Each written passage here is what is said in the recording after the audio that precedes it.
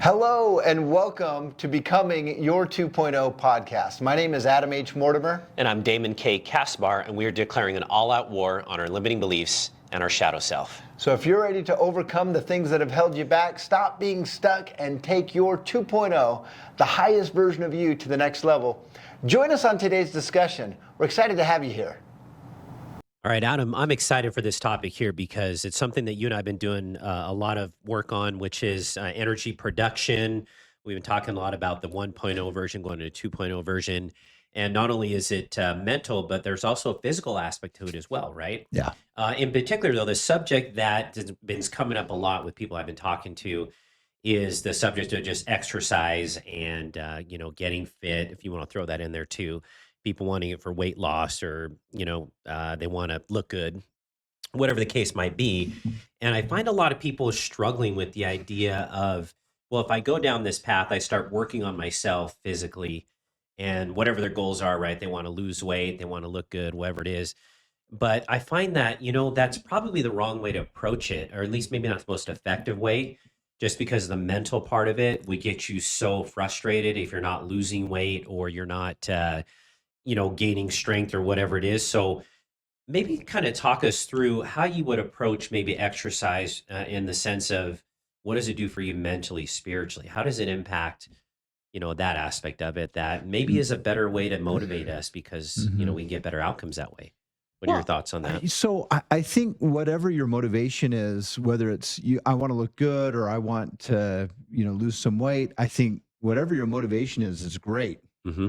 The fact that you're doing it is great. Is there a better motivation? I think that just depends on the person. But I think the most important thing to look at is, am I doing the activities that are going to help me put myself in a better place mentally and spiritually? But as far as spiritual and mental, I think it's huge, right? Because it's the hardware that we're running the software on. And so if our hardware is gunked up or it's not functioning properly, it doesn't matter how good the software is, right? Or the program that I'm trying to plant into the brain, if I've got a hard drive that's not functioning, right? And so I think that's a huge piece to this is it's everything. I believe the human body is an antenna. We're receiving, spiritual information, downloads. And if you don't have a clean body, if your insulin's constantly spiked, if you're having heart problems, if you can't think clearly, you have brain fog, those are all going to be issues at the end of the day. Interesting. So if I were to just say, for example, well, why do I need to take care of myself physically? If I'm going to go out there and do a podcast like this, I'm going to go out and do a webinar, I'm going to talk to people. I already know what's going on. I work on myself spiritually. So why does the physical part of it matter so much? Why do I need to invest so much into that? Because it's the tool of the spirit, right? So if you're not taking care of yourself physically, how can you be where you want to be spiritually? I just think that those go so close together that if you neglect your physical health, your spirit is going to be impacted. They're connected. They're living in the same house for the time being. So if you have a terrible work environment, for example, and your office is always a mess and disorganized, that's going to impact the actual work that you're doing. Interesting. So, okay. So obviously that answers that question then. If we want to, go out and let's say influence people, right? Like what we do a lot of in our work or our jobs, then you got to be at the top of your game, right? I mean, you've got to know that I'm not going to show up tired because that'll show up when you're on camera, right? It's like, I'm tired, I'm fatigued, I don't have a lot of energy. Or you just can't, if you look at all the guys that do the events, right, that are all the guys and gals that get on stage. And actually I've learned this when I go to these events is that they say, you've got to take care of yourself physically, because if you don't, how can you go 7-8 hours straight or whatever it is, trying to inspire other people when you're tired or fatigued or you got health issues or whatnot. Yeah. So for sure. Yeah. And that's one of the biggest things is you got to take care of yourself first, right? Before you're pouring into others, is do your best to take care of yourself. Okay. Awesome. Now, what do you say to people when, and I've had this conversation too with somebody where they're like, you know what, I'm just so frustrated because I'm putting in all this work physically and it's just not showing. I'm not losing the weight. I'm not gay. I don't look the way I want to look. And they just kind of Mhm. get in their head that way. Yeah. And I was saying, and tell me what your thoughts are on this. But I said, hey, listen, it's not about, I mean, that's great to look good and all that. But if you're just basing it entirely and solely on that, you're missing the whole point. Okay. I think it's more about like, don't you think like it's more about how do I want to feel? How's this going to impact my spirit, right? Mhm. Like you Mhm. said, and how's this going to affect my brain and how I can function, how I can be sharp with people, and then the aftermath or the byproduct of that is, well, maybe I start looking good 2 or 3 months later on the line, but that's not the emphasis, right? I mean, Yeah, I how mean, would you approach that? I guess. so I come back to the original thought that at the end of the day, everyone's motivations are going to be different, Hmm. right? And if that's I do know for a lot of people where they're at right now with their spiritual development, physical appearance is a big deal, Mm, right? And so while that might not be the higher thing that you're wanting them to go to, like, hey, there's a higher motivation, self-actualization, and you can really impact your mental health and everything else. Well, as a coach, the biggest thing is we got to meet people where they're at. mm, And so if that's their main motivation, well, let's use that as a stepping stone and help them get to that point. When you look good, you feel good. You perform better when you hmm, feel good about yourself and you look good. And I know some people go, "Oh, that's vanity and that's this." It's like, well, mm, for that specific person at that time in their life, that was the thing that moved the needle that got them to do X, Y, and Z, that got them to that point. Now let's use that as a stepping stone to go to the next level. Okay, what are some of the higher benefits that you can get from working out? We're probably not going to jump into the decalcification of the pineal gland with somebody yeah. who is just jumping into this and like, Hmm. hey, I'm just in this to look good. We're not really talking about Hmm. you know anything too crazy, but that's good. I'm grateful that the thought leaders in my life met me where I'm at, and then they designed a plan to help me little by little progress to where Hmm. I am and where I want to go. Yeah, I like the way what I've taught was taught too by some thought leaders and good mentors of mine is just, if you're going to perform at a high level or whatever it is, and obviously mind, body, spirit is very important. And the Hmm. body aspect of it, which is what's called vibrancy, right? That's the kind Yeah, of the term of, well, what does that even mean? If I want to feel vibrant, yeah. then does that mean that I'm going to have all this six pack abs or whatever it is, right? It just means like, no, I'm able to just feel light. I'm able to just go at it with energy, and I can perform at a high level in this task or that task. So I think that's an Hmm. important word. I think we want to explore further. We actually have a course on that, right, on Yeah. vibrancy, and what does that actually mean, and how much that impacts other things in your life. Um, Now, the other thing too that I was wondering about as well, I want to get your opinion on it, is just what I guess what are some practical things that you can do? If someone's struggling with that and they want to get into exercise or whatever their goals are in that respect. I guess that's where you start, right? You said you got to start with what is you want. Maybe you start with identity because we've been doing a lot of identity work, right? So would you say that's probably like a good starting point? Is well, what is it that I do want, and how what's my Hmm. identity, and then Hmm. maybe that kind of dictates how Yeah. we approach exercise, or what do you Yeah. think? I mean, that's you could dive into all of that, but for somebody who's probably just starting, that's going to be very, very overwhelming, Hmm. right? If you start throwing out like, hey, let's do some identity engineering to get you to work Yeah, out, yeah. and that's a pretty deep topic. But if we could just say, hey, where are you at right now? Well, I'm 10, 20 pounds overweight. Okay, Mm, where do you want to be? Well, I want to be in this shape. I want to have this kind of body. I want to. Okay, what's one thing you can do today that's going to help you get to that space? mm, Or what's something you can eliminate from your life that's preventing you from getting there? And that's one thing that we call the 1% rule, right? mm, So just start really small. Start with, hey, if you haven't been working out for the last 6 months, probably don't burst into a huge exercise routine today. mhm. Start with one sit up. Start with something that you can celebrate. And I think that's probably one of the biggest things with people that maybe are not where they want to be. The last thing you want to do is be an overload on their mental health and their psyche. Um, I'm definitely not certain types of gurus. It's like, well, let's run with broken ankles, and then when your Mm, ankles start bleeding, let's keep running. I think that's quite frankly abusive to the human body and disrespectful to the human body. Hmm. It's that mentality of just quite frankly, it's self-abuse. And so I take the approach of be nice to yourself. Yes, we're going to work up to getting stronger and stronger, but start with some small victories. Hmm. An easy one would be download the Yuka app, one of my favorite apps. I use this all the time, but this Hmm. is something you can do to scan the negative food in your body. And I think exercise gets a lot of airtime, which is great. But have you ever noticed how many horses sit around all day and they're still incredibly muscular? Hmm. You ever noticed same thing with chimpanzees or gorillas? And you look at these animals that are so incredibly in shape, yet they're not doing exercise routines. You ever gone to Europe and noticed how few Gold's gyms there are? And so one of the things I would call people's attention to is so much of being in that high energy state is what you eat and what you don't eat. Mm. And I would say that's 80% of it, what you're eating or what you're not eating. Hmm. So before you spend all their time, I notice people have it in reverse. They'll often spend 80% of their time thinking about and working on the working out and only 20% on how they're fueling the body. So I think that has to be thrown into the conversation because I think it's a huge driver in vibrancy. When we talk about what we don't eat, intermittent fasting. I mean, how many clients do we have that, they thought they were going to lose all this energy if they intermittent fast? I intermittent fast daily. I usually don't eat till about 11 or 12 in the afternoon. Hmm.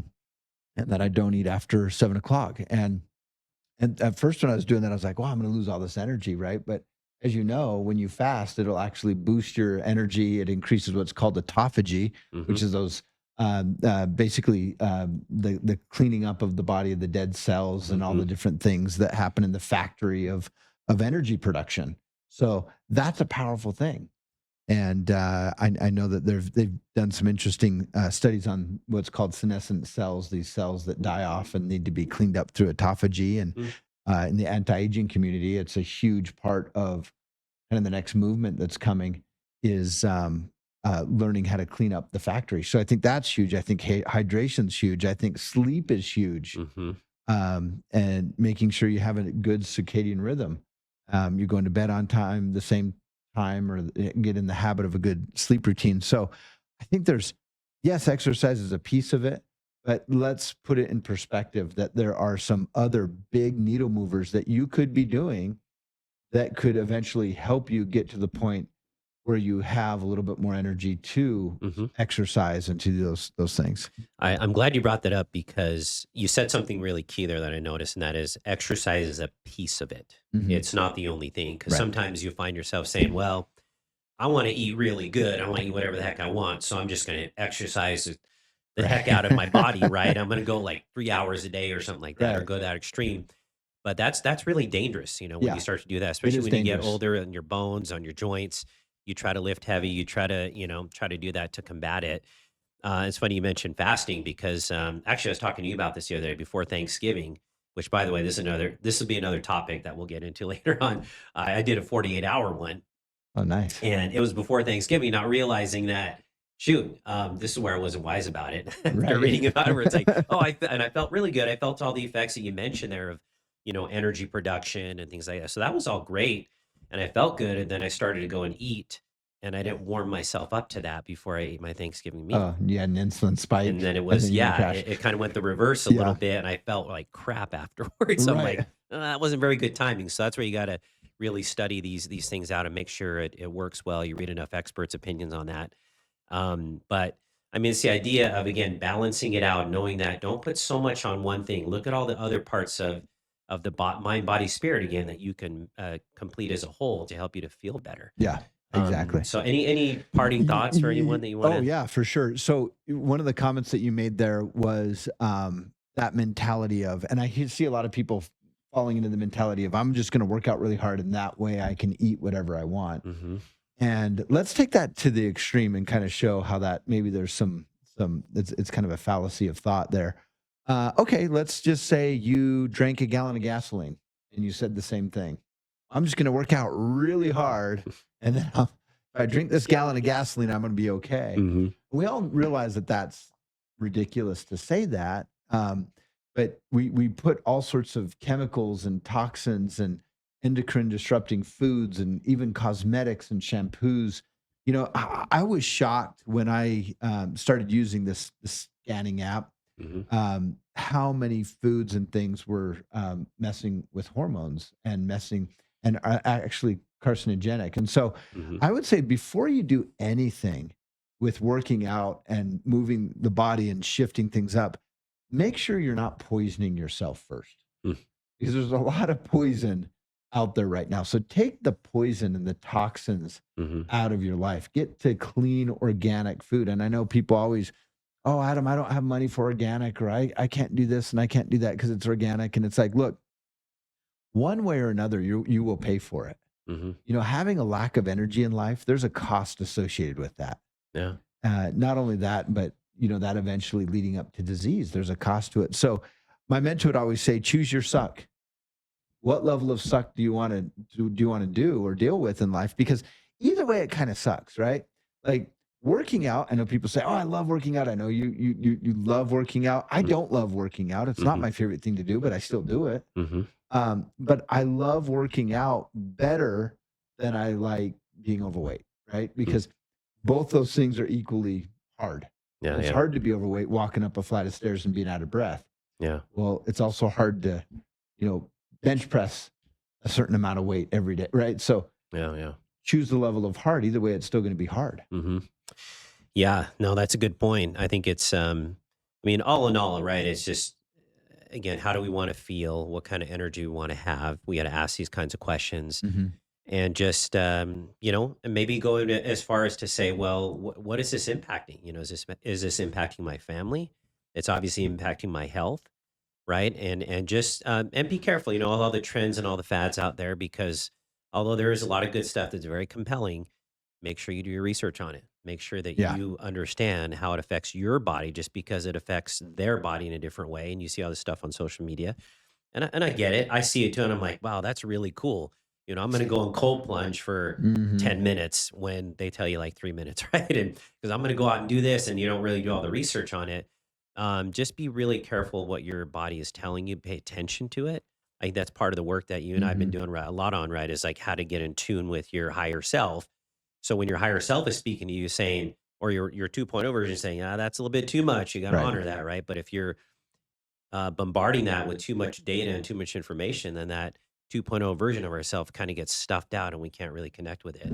Yeah. So what would you say to that? I mean, I know we're going back to 2.0 version again, because that just seems to be a really important topic that Yeah. that gets into everything, right? So Yeah. what other thoughts do you have on that? It's interesting, when you talk about 2.0 and you think about, take somebody who wants to quit smoking, right? So often they identify with being a smoker. Oh, I'm a smoker, Mm. right? And instead of saying I'm a person who happens to smoke, they identify with it. And the damage of that is once your identity is tied into it, as you know, it can directly impact your thoughts and behaviors and therefore your results. And so, I would say starve what you don't want Hmm. and then feed what you do. What's the identity you no longer desire? Hmm. If you're trying to lose weight, constantly saying, I don't want to eat that bag of Twinkies. I don't want to eat the bag of Twinkies. Don't let me eat the bag of Twinkies. Well, the mind can't process a negative. So you're naturally going to give energy. Energy flows where attention goes. So whatever you're giving your attention to, whatever you're feeding is going to expand. And so instead of worrying so much about, oh, I can't do this and I can't do that, and I should be doing this and I should be that, which it's funny because you don't want to swap one problem for another. So, I mean, how many times do you see people who I'm a vegan or I'm this kind of a I know there's a million different Pescatarian or whatever. pescatarian Yeah. or whatever. Yeah. They only eat fish and the rice, and this Mhm. person only eats this and that. And that's great, fine, whatever. If it works for them, I know everybody's unique and everybody's different. But here's what I do know is if whatever you're doing is stressing you out, that can often cause more damage than anything else in your body. Mm. Stress is one of the leading causes of disease in the human body. As you know, when we're stressed, we go into fight or flight mode, which actually suppresses the immune system, Mm. leaving us susceptible to disease, illness, and colds. I mean, we've all had the experience of getting stressed and getting a cold. But chronic stress can lead to bigger illnesses. And so I would be careful and just bring that into the conversation, that you want to make sure that you're not swapping one problem for another. That's a really good point. It goes back after all we've been talking about. It's like at the end of the day, I think that's what a lot of people want is they don't want to feel stressed. Right. Just because internally what that does to the body, as you stated, and there's been studies on it. So if there's a motivation, maybe you can start. And again, Adam was saying, there's a lot of different motivations that you can do, right? Or ways to start. There's no one way to do it.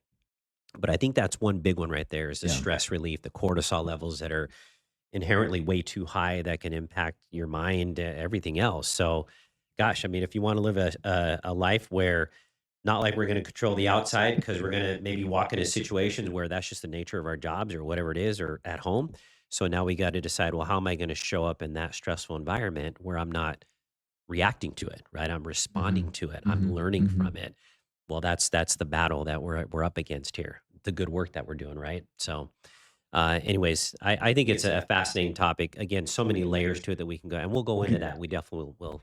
Sure, we will. Real quick, I just want to share some resources, some Mhm. things, just to recap what we've talked about, some things just to get people started.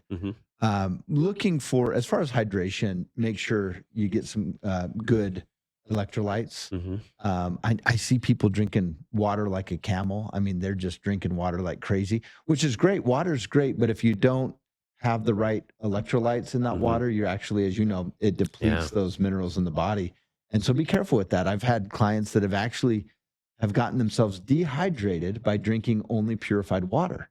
You think, well, it's just pure water, right? Correct. But in nature, water is rarely ever pure. There's minerals in it, which helps your body metabolize the water.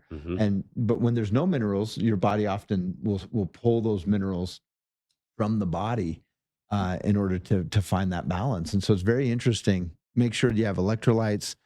Sleep Cycle app is a great app that I use to help track your sleep cycles.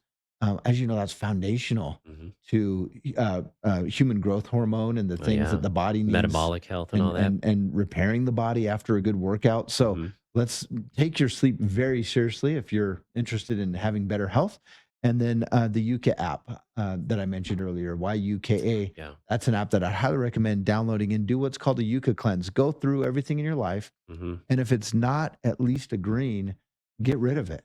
If something's in your reality, in your food or cosmetics or shampoo that's causing cancer, it's been scientifically proven to cause cancer. And the excuse that many of these brands will make is, well, it's in small amounts.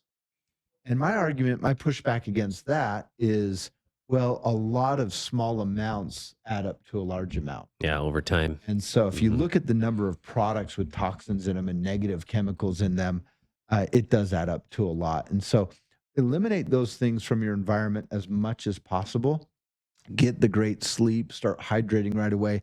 Easy things that you can do that will prepare your body for those workouts coming up. And then the Better Me app is one that I love to use, which will track my steps for the day, my water intake. It tracks exercise. It even has AI where you can snap a picture and it will count your calories for you, so you don't have to go and type stuff in. I hate doing that. Yeah. But if you just snap a picture of it, it'll do it all for you automatically.